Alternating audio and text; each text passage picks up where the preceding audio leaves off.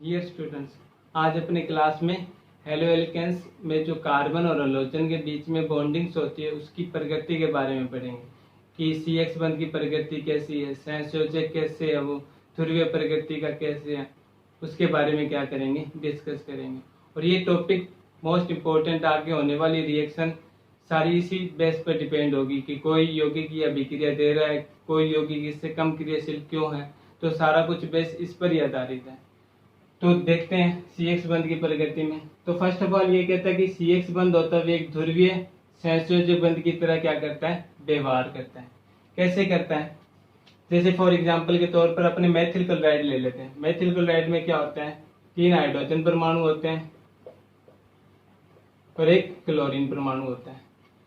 तो अपने को पता है कि कार्बन परमाणु का सामान्य इलेक्ट्रॉन या विन्यास क्या होता है, 1s की स्क्वायर, 2s की स्क्वायर, 2p की 2। मतलब जब इसका कक्षक के रूप में भर के देखते हैं बाह्यतम कोश को, तो क्या आता है, 2s कक्षक में 2 इलेक्ट्रॉन और 2p कक्षक में 2 इलेक्ट्रॉन आते हैं। यही आता है। सामान्य अवस्था में क्या होता है, इसका वितरण होता है। लेकिन जब उत्तेजित अवस्था में देखते हैं तो एक 2s कक्षक से इलेक्ट्रॉन उत्तेजित होकर किस में चला जाता है, 2p कक्षक में चला जाता है। मतलब ये क्या हो गए, सभी अर्धवरित अवस्था में आ गए। अब ये क्या करेंगे, आपस में संयुक्त होकर क्या बना लेंगे, एक 2s कक्षक हो गए, pz, px, py, pz, मतलब 3 ये कक्षक हो गए, 3 ये कक्षक हो गए, एक ये कक्षक हो गया। आपस में अतिव्यापन करके क्या बना लेंगे, 4sp3 कक्षक का निर्माण कर लेंगे। और अपने को पता भी था कि क्लोरीन परमाणु हाइड्रोजन परमाणु के हेलो एल्केन्स में sp3 संकृत अवस्था में होता है और उसके साथ क्या रहता है, ये जुड़ा हुआ रहता है। तो इसमें क्या है, कार्बन परमाणु sp3 संकृत अवस्था में आ गया। अब ये sp3 संकृत अवस्था में क्या करेगा कि हाइड्रोजन के साथ क्या है, 3 हाइड्रोजन जुड़े हुए, तो ये क्या करेगा, 3 हाइड्रोजन परमाणु के 1s कक्षक के साथ अतिव्यापन करके क्या बना लेगा, 3 सिग्मा बंध बना लेगा। और लास्ट में जो इस कार्बन परमाणु का एक sp3 संकृत कक्षक बचेगा वो क्लोरीन परमाणु के 3p Z के साथ अतिव्यापन करके क्या कर लेगा, एक सिग्मा बंध बना लेगा। आपसे पूछ लिया जाए कि कार्बन और क्लोरीन में जो अतिव्यापन हो रहा है वो किस टाइप से हो रहा है, तो कार्बन का एक sp3 कक्षक है और क्लोरीन का क्या है, 3p Z कक्षक है। आपस में अतिव्यापन करके क्या कर रहे हैं, एक सिग्मा बंध का निर्माण कर रहे हैं। ठीक है, ये तो दोनों बंध क्या कर रहे हैं कि क्लोरीन परमाणु और कार्बन परमाणु आपस में इलेक्ट्रॉन का साझा कर रहे हैं, साझा करके एक सहसंयोजक बंध बना रहे हैं। कैसे बना रहे हैं, तो वो संकलन के आधार पर अपनों ने देख लिया कि इस टाइप से क्या कर रहे हैं, बंध बना रहे हैं। अब इसमें होता है क्या है कि क्लोरीन परमाणु, अपने को पता है कि आवर्त सारणी के अंदर हलोजन वर्ग होता है, जो उसकी विद्युत ऋणात्मकता क्या होती है, सबसे ज्यादा होता है। मतलब सबसे ज्यादा विद्युत ऋणी वर्ग कौन सा होता है पीरियोडिक टेबल में, हलोजन वर्ग से होता है। और इस हलोजन वर्ग की विद्युत ऋणात्मकता अधिक होने के कारण ये क्या होता है, क्लोरीन परमाणु बंध के इलेक्ट्रॉन को क्या कर लेता है, अपनी ओर आकर्षित कर लेता है। आकर्षित करने के कारण क्या हो जाता है कि Cl परमाणु पर आंशिक ऋणावेश आ जाता है, क्योंकि ये बंध के इलेक्ट्रॉन को अपनी ओर आकर्षित किया है। और इलेक्ट्रॉन पर चार्ज कौन सा होता है, नेगेटिव ही चार्ज होता है। तो नेगेटिव चार्ज होने के कारण ये इलेक्ट्रॉन को ले रहा है तो इस पर चार्ज नेगेटिव का आ जाएगा, ये इलेक्ट्रॉन को दे रहा है तो इस पर चार्ज कौन सा आ जाएगा, पॉजिटिव का चार्ज आ जाएगा। ये दोनों क्या कर रहे हैं एक दूसरे पर, यानी क्लोरीन परमाणु इलेक्ट्रॉन ले रहा है, क्यों ले रहा है, क्योंकि ये अधिक विद्युत ऋणी तत्व है। अधिक विद्युत ऋणी तत्व क्या होते हैं कि किसी बंध में इलेक्ट्रॉन को अपनी ओर आकर्षित कर लेते हैं। आकर्षित करने के कारण इन पर चार्ज कौन सा आ गया, नेगेटिव, और इन पर चार्ज कौन सा आ गया, कार्बन परमाणु पर पॉजिटिव चार्ज आ गया। अब देखो, अपनों ने चुंबक बढ़ी थी, कोई छोटी कोई भी चुंबक होते हैं उसके 2 पोल होते हैं, एक नॉर्थ पोल होते हैं, एक साउथ पोल होते हैं। उसे क्या बोल देते हैं, ध्रुवीय व्यवस्था बोलते हैं। तो उसी प्रकार से इसमें क्या हो रहा है, एक नेगेटिव पोल आ रहा है और एक पॉजिटिव पोल आ रहा है। अर्थात इनकी व्यवस्था किस टाइप से हो रही है, एक छोटे चुंबक की भांति हो रही है, इसलिए इसे क्या बोल देते हैं, ध्रुवीय व्यवस्था बोल देते हैं। अर्थात CX बंध की प्रकृति होगी वो क्या होगी, एक ध्रुवीय और सहसंयोजक बंध की प्रकृति का होता है। या इसे ऐसे भी बोल सकते हैं कि CX बंध क्या होता है, आंशिक ध्रुवीय प्रकृति का होता है, आंशिक ध्रुवीय सहसंयोजक प्रकृति का होता है, ध्रुवीय प्रकृति का होता है, ध्रुवीय सहसंयोजक प्रकृति का होता है। ये चारों वर्ड में से कोई भी वर्ड अपने क्या कर सकते हैं, यूज कर सकते हैं। ठीक है, बंध निर्माण, क्योंकि अपने को पता है कि क्लोरीन परमाणु क्या होता है पूरी पीरियोडिक टेबल के अंदर सेकंड नंबर पर आता है विद्युत ऋणी में, क्योंकि फर्स्ट कौन सा आता है, क्लोरीन होता है। इसलिए हैलोजन परमाणु क्या होते हैं, सारे विद्युत ऋणी होते हैं। विद्युत ऋणी होने के कारण बंध के इलेक्ट्रॉन को अपनी ओर आकर्षित करेंगे, जिसके कारण नेगेटिव चार्ज आएगा। कार्बन परमाणु पर कौन सा चार्ज आएगा, पॉजिटिव का चार्ज। कार्बन परमाणु पर पॉजिटिव का चार्ज और क्लोरीन परमाणु का नेगेटिव चार्ज। ये व्यवस्था किस टाइप से होगी, एक चुंबक की भांति होगी। चुंबक में जिस टाइप से पोल्स होते हैं उस टाइप से इन पर क्या होगा, पोल्स का निर्माण हो गया। इसलिए इनको क्या बोल देते हैं, ध्रुवीय संयोजक प्रगति का बोल देते हैं। अर्थात बोलते हैं कि CX बंध की जो प्रगति होती है वो आंशिक ध्रुवीय प्रगति की होती है, आंशिक ध्रुवीय संयोजक प्रगति की होती है, ध्रुवीय संयोजक प्रगति की होती है। ठीक है, तो इसके बाद में आता है, इसमें यहाँ पर दिखाई रखा है कि जैसे ये 3 हाइड्रोजन परमाणु हो गए, यहाँ पर भी 3 हाइड्रोजन परमाणु हो गए। जैसे ये क्या करता है कि बंध के इलेक्ट्रॉन को अपनी ओर आकर्षित करता है, इस पर चार्ज आ जाता है नेगेटिव, इस पर चार्ज आ जाता है पॉजिटिव। ये दोनों व्यवस्था किस टाइप से होती है, ध्रुव की भांति व्यवहार कर रही है, इसलिए ध्रुवीय बोल देंगे। और बंध का निर्माण क्या हो रहा है, साझेदारी से हो रहा है, और साझेदारी का होने के कारण इसे क्या बोल देंगे, सहसंयोजक बंध बोल देंगे। ठीक है, उसके बाद में क्या होता है कि ध्रुवीय प्रकृति के होने के कारण एल्किल हैलाइडों में द्विध्रुव आगुण प्रदर्शित करते हैं। अब ये द्विध्रुव आगुण क्या होता है, तो द्विध्रुव आगुण का मतलब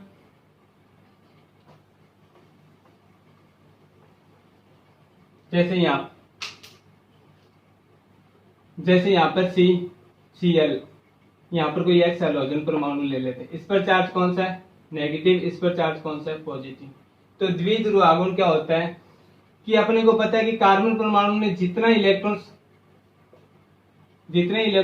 हैलोजन परमाणु को दिए या हैलोजन परमाणु ने आकर्षित किया, मान लो 0.5 किए, तो इस पर चार्ज कौन सा आ गया, 0.5। इसने 0.5 दिए तो इस पर चार्ज कौन सा आ गया, 0.5। और इनके बीच की दूरी मान लेता हूं कोई भी स्मॉल x। तो इन दोनों चार्ज का कोई भी एक वैल्यू ले लेता हूं 0.5 और इंटू कर देता हूं x से, तो ये क्या कहलाएगा, मेरा द्विध्रुव आगुण कहलाएगा। अर्थात जो चार्ज उत्पन्न हुआ है उसमें से किसी एक आवेश की मात्रा तथा दोनों के बीच की दूरी को क्या बोल देते हैं, द्विध्रुव आगुण बोल देते हैं। दोनों के बीच की दूरी अर्थात कार्बन परमाणु और हैलोजन परमाणु के बीच में जो बंध बना, उस बंध के बीच की दूरी तथा दोनों में से किसी एक का आवेश की मात्रा पॉजिटिव में रखनी, अपने को इसकी मात्रा लेनी है, परिणाम लेना चाहिए। 0.5 इसका 0.5 इसका, तो एक ही रहना 0.5, परिणाम हमेशा क्या होगा, पॉजिटिव में, जिसके कारण इन दोनों की का गुणनफल जो निकल के आएगा उसको क्या बोल देंगे, अपने द्विध्रुव आगुण बोल देंगे। ये फिजिक्स के अंदर भी है, 11वीं के अंदर भी है, 12वीं के अंदर भी है। सिर्फ वहां पर इसकी डेफिनेशन देख सकते हो, क्योंकि वहां पर क्या काउंट करोगे, दूरी सामान्य रूप से लोगे, लेकिन इसमें दूरी किस रूप में लोगे, परमाणुवीय दूरी लोगे। परमाणुवीय दूरी क्या होती है, अपने को पता है कि 10⁻⁻10 मीटर में होती है, बहुत कम होती है। कम होने के कारण इसे क्या मान लेते हैं, कम यानी नेग्लिजिबल मान लेते हैं, शून्य मान लेते हैं। मेनली ये देखते हैं कि कोई परमाणु, हैलोजन परमाणु जैसे ज्यादा विद्युत ऋणी प्रकृति का है, तो वो कितनी ज्यादा इलेक्ट्रॉन्स को अपनी ओर आकर्षित कर रहा है, कितनी मात्रा ज्यादा आकर्षित कर रहा है। जैसे फ्लोरीन परमाणु सबसे ज्यादा विद्युत ऋणी होता है, तो ये ज्यादा इलेक्ट्रॉन्स को क्या करेगा, अपनी ओर आकर्षित करेगा। क्लोरीन परमाणु क्या होता है, कम होता है, तो इससे कम करेगा। फिर ब्रोमीन परमाणु उससे कम, फिर हाइड्रोजन परमाणु उससे कम। इस टाइप से मेन इनके इलेक्ट्रॉन की अपनी ओर आकर्षित करने की क्षमता के आधार पर होगा।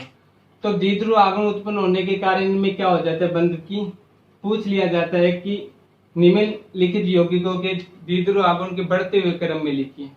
तो बढ़ते हुए क्रम में किस प्रकार से लिखोगे, जैसे यहाँ पर सभी यौगिक समान दे दिया, सिर्फ फ्लोरीन, क्लोरीन, ब्रोमीन और हाइड्रोजन ऐड कर लिया, यानी CH3 मैथिल फ्लोराइड हो गया, मैथिल क्लोराइड हो गया, मैथिल ब्रोमाइड हो गया और मैथिल आयोडाइड हो गया। मतलब मैथिल से समान रख लिया और फ्लोरीन, क्लोरीन, ब्रोमीन। तो देख रहे थे अपने कि Maithil fluoride, Maithil chloride, Maithil bromide और मैथिल आयोडाइड, इनके बढ़ते हुए द्विध्रुव आगुण के क्रम में लिखिए। तो अपने को पता है कि सबसे ज्यादा फ्लोरीन की क्षमता होती है इलेक्ट्रॉन को अपनी ओर आकर्षित करने की, उसके बाद में क्लोरीन की होती है, फिर ब्रोमीन की होती है, फिर आयोडीन की होती है। तो इनके द्विध्रुव आगुण का क्रम क्या हो जाएगा, सबसे ज्यादा फ्लोरीन यानी मेथिल फ्लोराइड का हो जाएगा, फिर मेथिल क्लोराइड का, क्योंकि क्लोरीन को उसके बाद में आती है, उसके बाद में किसका हो जाएगा मेथिल ब्रोमाइड का, फिर लास्ट में किसका होगा मेथिल आयोडाइड का।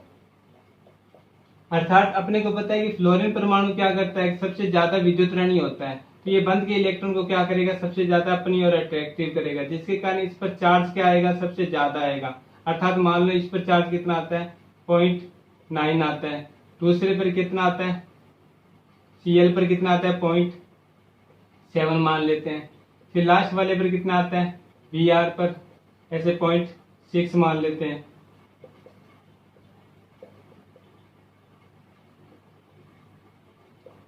अर्थात जैसे अपने वर्ग में नीचे की तरफ जाते जाते वैसे वैसे क्या होता जाता है, इनकी इलेक्ट्रॉन को अपनी ओर आकर्षित करने की क्षमता क्या होती जाती है कम होती जाती है। अर्थात चार्ज क्या होता जाएगा इन पर कम आता जाएगा, कम आने के कारण क्या हो जाएगा द्विध्रुव आघूर्ण इनका कम हो जाएगा, क्योंकि अपनों ने द्विध्रुव आघूर्ण पढ़ा ही था कि होता है क्या x इंटू चार्ज, क्यों यहाँ पर क्या होता है आवेश होता है कि कितना चार्ज इन्होंने क्या किया है लिया है बंध से, ये चीज होता है। ठीक है, तो उसके बाद में आती है इनकी बंध सामर्थ्य। तो बंध सामर्थ्य पढ़ने से पहले अपने बंध लंबाई देख लेते हैं। और बंध लंबाई क्या होती है, बंध लंबाई क्या होती है कि दो परमाणु जो बंध में भाग ले रहे हैं, दो परमाणु जो बंध में भाग ले रहे हैं, उन परमाणुओं के बीच की दूरी यानी नाभिक के बीच की दूरी का आधा मान क्या कहलाता है बंध दूरी कहलाता है। बंध दूरी बोल सकते हैं या इसे बंध लंबाई बोल सकते हैं। ये दो परमाणु जो बंध बना रहे हैं उन दोनों परमाणुओं के नाभिक के बीच की दूरी का क्या हो जाएगा आधा भाग क्या कहलाएगा बंध लंबाई या बंध दूरी कहलाएगा। अब अपने देखते हैं कि CF की बंध लंबाई, यहाँ पर CF दिखा देता हूं, उसके बाद में CL की बंध लंबाई देखते हैं।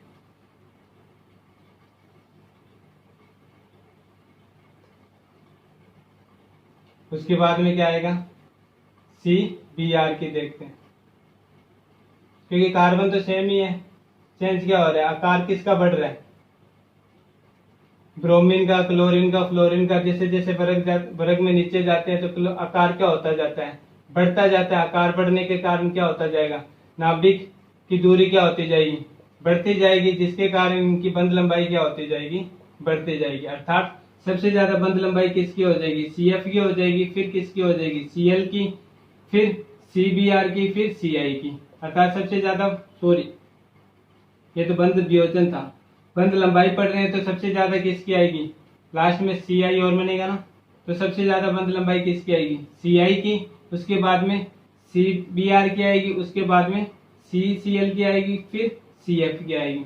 अर्थात जैसे जैसे वर्ग में ऊपर से नीचे जाते हैं अपने, तो अपने को पता है कि फ्लोरीन से लेके आयोडीन तक आकार बढ़ता जाता है। आकार बढ़ने के कारण क्या होगा दो नाभिक होंगे, दोनों नाभिक आपस में जुड़ेंगे, अर्थात बाह्यतम कोष क्या होते हैं इनके जुड़ते हैं, तो इन बाह्यतम कोष से नाभिक के बीच की दूरी दोनों की क्या करेंगे काउंट करेंगे, तो वो उस काउंट करने पर जो आधा मान निकल के आएगा वो क्या कहलाएगा बंध लंबाई कहलाएगा। जैसे जैसे अपने वर्ग में ऊपर से नीचे जाएंगे क्या होती जा रही है अपने देख सकते हैं खुद ही कि बंध लंबाई बढ़ती जा रही है। बंध लंबाई बढ़ने के कारण क्या होता जाता है इनकी बंध लंबाई बढ़ती जाती है, CI की सबसे ज्यादा होगी। फिर पूछता है कि बंध सामर्थ्य है, तो अपने को इस चीज का पता है कि बंध लंबाई क्या होती है, बंध लंबाई बंध सामर्थ्य के व्युत्क्रमानुपाती होती है। बंध सामर्थ्य व्युत्क्रमानुपाती होती है किसके बंध लंबाई के।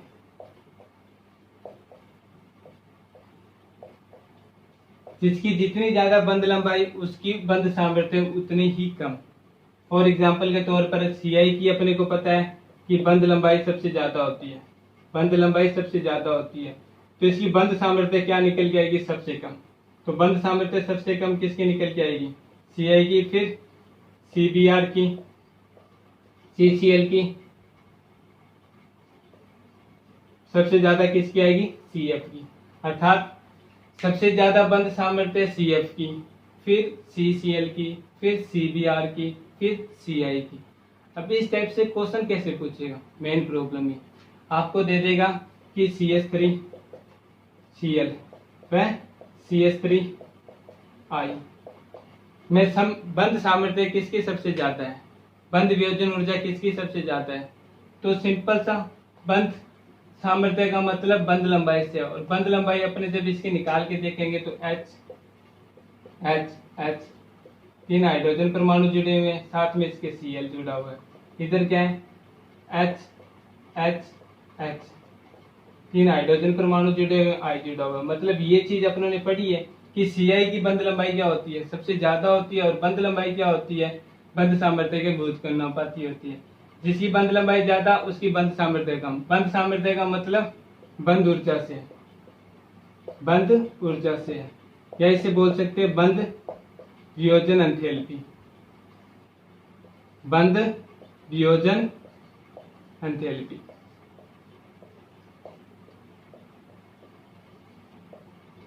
अब सबसे ज्यादा बंध ऊर्जा किसकी होगी, जिसकी बंध लंबाई सबसे ज्यादा होगी उसकी बंध ऊर्जा क्या होगी, सबसे ज्यादा निकल जाएगी। और इस चीज में क्या हो रहा है कि Ci की अपनों ने देखी है कि बंध लंबाई सबसे कम है।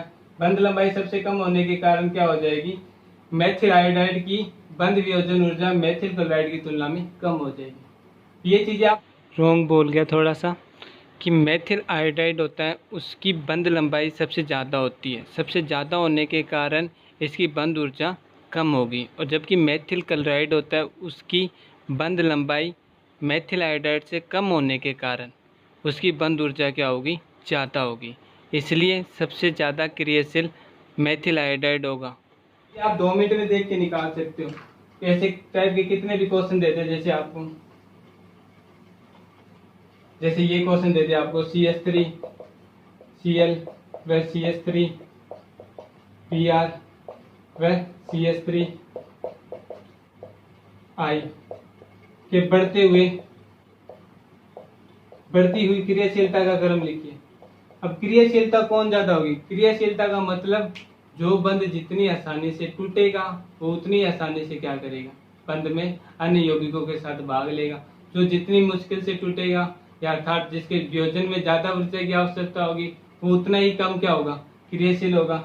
अब इसमें क्या है, CH3I मतलब मेथिल आयोडाइड की अपनों को पता है कि बंध लंबाई क्या होगी, सबसे कम निकल के आएगी। बंध लंबाई क्या होगी, सबसे कम निकल जाएगी। कम निकल के आने के कारण ये क्या होगा, सबसे ज्यादा क्रियाशील होगा। ये आपने नाभिक नहीं प्रतिस्थापन अभिक्रिया पढ़ेंगे, उसमें देखेंगे कि सबसे ज्यादा क्रियाशील क्यों होता है, सबसे कम क्रियाशील ये क्यों होता है। तो इसका बेस यही है, इसका बेस यही है, बंध वियोजन ऊर्जा, बंध लंबाई और बंध सामर्थ्य। इसी के आधार पर क्या होगा, इनका क्लासिफिकेशन होगा कि कौन ज्यादा क्रियाशील है कौन नहीं। तो ठीक है, बंध सामर्थ्य का क्रम बंध लंबाई से ध्यान रखेंगे। जिसकी बंध लंबाई सबसे ज्यादा उसकी बंध सामर्थ्य उतनी कम, जिसकी बंध लंबाई सबसे कम उसकी बंध सामर्थ्य सबसे ज्यादा।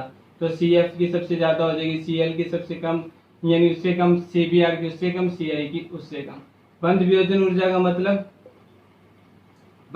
ऊर्जा का मतलब कि तोड़ने के लिए कितनी ऊर्जा चाहिए होगी, मतलब दोनों एक ही चीज है, बंध वियोजन ऊर्जा, बंध सामर्थ्य ऊर्जा। बंध लंबाई आपको पहले बता चुका हूँ कि कैसे होती है। ठीक है, तो इस बेस पर क्वेश्चन आएंगे, वो क्वेश्चन अपने आप देख लेना बुक के अंदर जो होंगे। उसके बाद में आता है एरिल हैलाइड, कि एरिल हैलाइड की बंध की प्रकृति क्या होती है। एरिल हैलाइड में क्या होता है, अपनों ने पढ़ा था कि डायरेक्ट हैलोजन परमाणु किससे जुड़ा होता है, बेंजीन वलय से जुड़ा होता है। इस बेंजीन वलय के जो कार्बन परमाणु होता है उसका क्या होता है, sp2 संकरण होता है। यहाँ तक तो अपनों ने पढ़ चुके थे, लेकिन अपनों को ये भी चीज पता है कि हैलोजन परमाणु पर एकाकी इलेक्ट्रॉन युग्म भी प्रेजेंट होते हैं। और ये बेंजीन वलय क्या होती है, बेंजीन वलय क्या होती है, इलेक्ट्रॉन न्यून प्रकृति की होती है, इलेक्ट्रॉन न्यून प्रकृति की होती है, अर्थात ये इलेक्ट्रॉन लेने की कोशिश करती है। और वैसे तो देखें तो हैलोजन परमाणु क्या होता है, विद्युत ऋणी प्रकृति का होता है, ये भी इलेक्ट्रॉन लेने की प्रकृति रखता है। ये दोनों टाइप के प्रभाव दर्शाता है, इलेक्ट्रॉन को खींचता भी है और इलेक्ट्रॉन को देता भी है। कैसे, जैसे यहाँ पर अपने इसकी एक स्ट्रक्चर बना के देखते हैं। ये इसकी कोई स्ट्रक्चर है, ये हैलोजन परमाणु पर क्या है, एकाकी इलेक्ट्रॉन युग्म प्रेजेंट है। अब हैलोजन परमाणु क्या करेगा, पहले तो क्या करेगा, बेंजीन वलय में इलेक्ट्रॉन को दे देगा, इलेक्ट्रॉन को देगा, अनुनादी संरचना बना लेगा। अनुनादी संरचना बना के दिखा दोगे। इस पर चार्ज कौन सा आ जाएगा, ये ऐसे दिखा दो, इस पर चला गया। इस पर चार्ज कौन सा आ जाएगा, नेगेटिव। फिर यहाँ पर बंद पड़ा ही है, फिर सेकंड में ये इधर आ जाएगा, थर्ड इधर। इस टाइप से अपने क्या करेंगे, अनुनादी संरचना बनाएंगे तो फाइनली क्या निकल के आएगा, अपनी ये स्ट्रक्चर निकल के आएगा।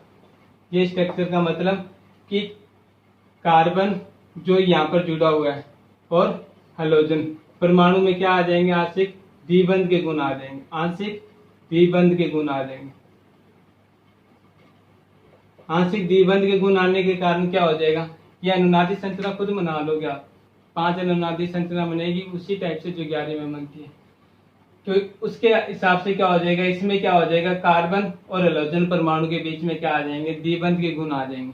द्विबंध के गुण आने के कारण अपने को पता है कि जब एक सिंगल बंध को तोड़ने के लिए एनर्जी चाहिए, अब ये द्विबंध के गुण और आ गए तो इसको तोड़ने के लिए और ज्यादा एनर्जी लगेगी, मतलब ऊर्जा में वृद्धि होगी। किसकी तुलना में, जो अपनों ने सिंगल बॉन्ड पढ़ गए थे हेलो एल्केन्स के अंदर।